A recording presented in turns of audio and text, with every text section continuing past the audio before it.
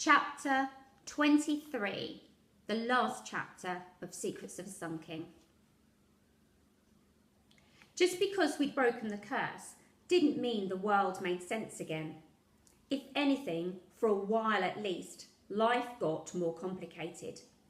One thing we did agree on was that St Pancras Station, with a ticket barrier wedged between us, wasn't the place to discuss it, so we all went back to Grandad's instead. As usual, we were greeted by Nefertiti and a hallway full of carpets and boxes. Yet, instead of taking us straight into the shop, Grandad ushered us upstairs to the front parlour. The last time he'd used this room was in 1918 when the war ended, so I knew he had something really important to tell us, which gave me the jitters all over again. "I think everyone should sit down," he said. Wiping off the layers of dust, we perched on what chairs or stools we could find. Oz, who had taken an immediate liking to Nefertiti, sat with her on the floor. From a drawer, Grandad took out an envelope with photographs inside, which Mrs. Mendoza seemed to recognise straight away. "That's my writing!" she cried in alarm. Grandad placed a hand on his chest. "I'm Ezra Wilkinson," he explained. "You've been sending me pictures of my grandson all these years." Her mouth fell open. "And you're Mrs. Mendoza," he said to her, "or should I say Mrs. Fulbright?" She nodded, looking worried. "That was my first husband's name, yes." "Are you following all of this, Lil?" Tulip whispered. I think so. Though who knew what two families could be so complicated and complicated together? Certainly Mum seemed to grasp what was going on because she got her hanky out and was dabbing her eyes. Grandad laid out the photographs on the floor for us to see. They were all of a blonde-haired boy, 16 in total, one for each year as a child. He got them in date order, starting with a baby in knitted booties, then a toddler on a swing. At least half of the pictures showed the boy holding some sort of silver cup or certificate. The last was of a young man in army uniform. Alex. It was ridiculous, totally and utterly. Yet when I glanced at Mum, she was shaking with tears. "All these years you've been in touch and never told me," she cried, staring at Grandad. "My dear, I thought it for the best," he replied, though he looked very unsure about it. Dad kissed the top of Mum's head, telling her it would be all right. Alex, Tulip's brother Alex, looked the most confused of any of us. "Well," he said, running his hand through his floppy hair, "this is rather a surprise." "But you told me your baby was called Ezra," I said to Mum. "He was, Lil," Mrs. Mendoza answered for her. "He still is, but we call him by his middle name. Don't ask me why, it's always been that way." I felt dizzy. Ever since Mum had told me the secret, I'd been imagining where my brother might be now. And this past week or more, he'd been right under my nose. It was really too bizarre to be true. But then come to think of it, so was a pharaoh's curse and a 3,000-year-old heart wrapped up in a jar. "Ezra Alexander," I said, though I couldn't begin to think what his surname might be. "Gosh, I mean, I'm not sure how to say this, but do you mind being my brother?" Alex puffed out his cheeks, shook his head, then smiled. "Actually, Lil, I've been meaning to thank you for that glass of lemonade. You were kind to me that day when you didn't even know me, so I couldn't wish for a better, braver sister." Tulip grinned. "I'll pretend I didn't hear that." Afterwards, Tulip said I'd gone a very funny shade of grey, so I suppose it was the shock. And I was happy. I really was. though happiness that huge takes a bit of getting used to. But I did get used to it. Our little family suddenly felt stronger and bigger, not just with the addition of Alex, but the Mendozas too. And as I got to know Alex, it helped me understand Dad more and more. There was no denying how delighted he was to find his son, yet I also came to know the signs that showed he loved me just as much. All the pushing, the university talk, it was about wanting me to have the same opportunities, the same chances as any boy would have. When men try to change the world, it ends up with fighting, he said to me one day when we were on our own making supper. Girls like you and Tulip, you are the future. You'll use your brains to get things done. It changed the way I saw St Kilda's. So did the fact that Tulip now came to school, and Millicent Thorpe gave us both a wide berth, which made me wonder if Mrs Emerson Jones had actually listened the day she birched me. Though nothing, and I mean nothing, could ever make me like the stupid St Kilda's felt hat. Alex, meanwhile, went back to living with the Mendozas, but came to us for his roast lunch every Sunday. Grandad would come along too, and Dad actually didn't mind. The arrival of Alex had healed their rift, which I suspected had, all along, been to do with the baby they'd given away.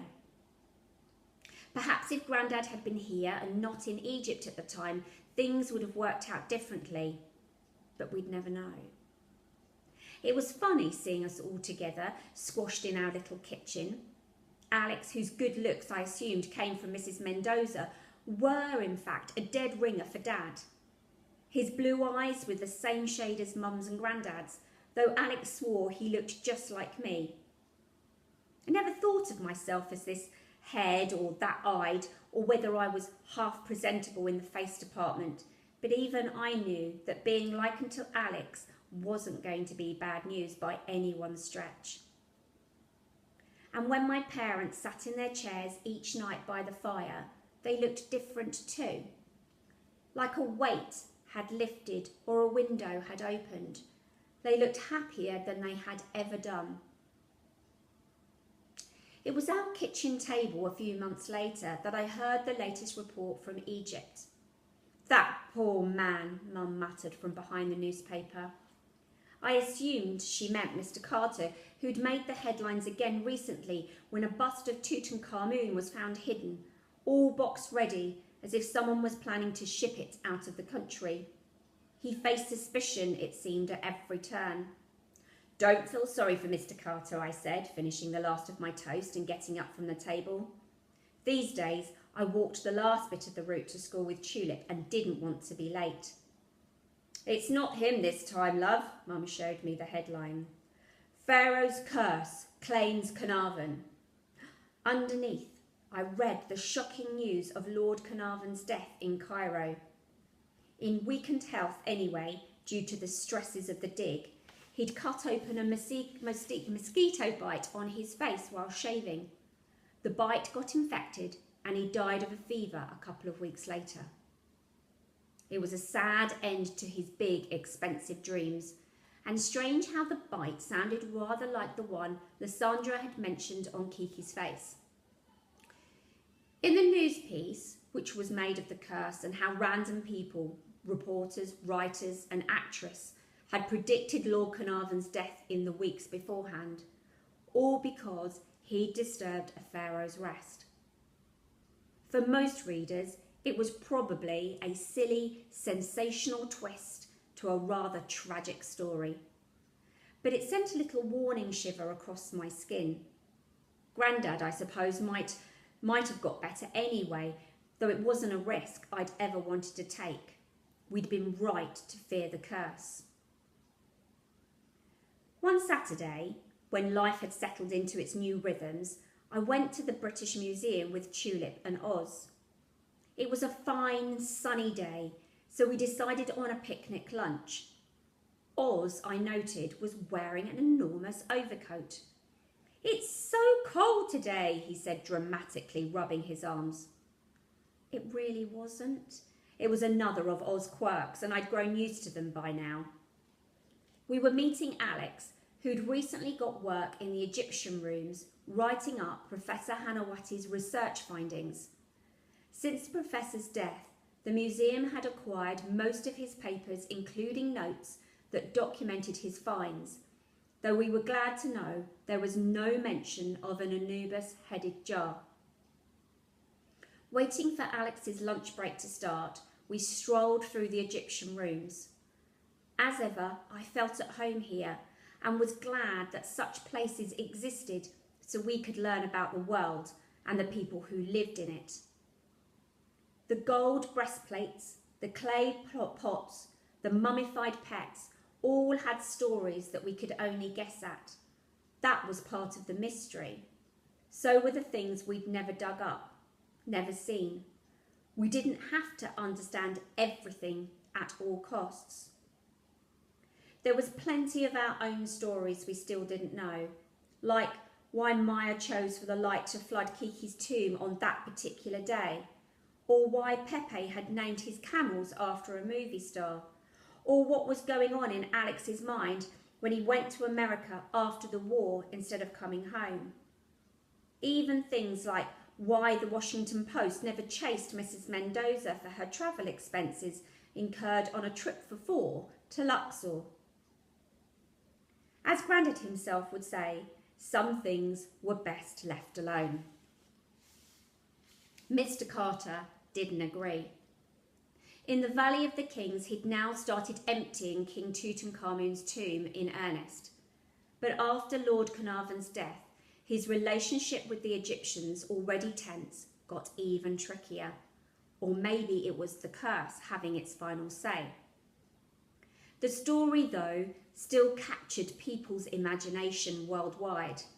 The Times, its exclusive deal done, published pictures of treasures being carried out into daylight and accounts of all the gold to come.